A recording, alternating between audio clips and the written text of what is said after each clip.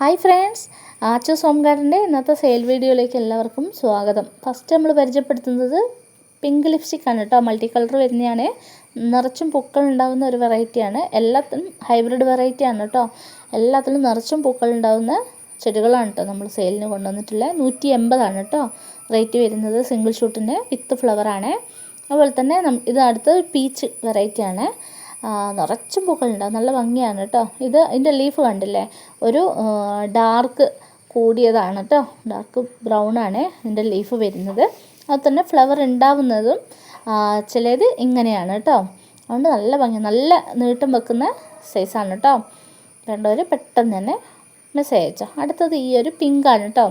നല്ല ഭംഗിയാണ് കേട്ടോ. നമ്മൾ വൈറ്റ് പോട്ടിലൊക്കെ സെറ്റ് ചെയ്താൽ അടിപൊളിയായിരിക്കും.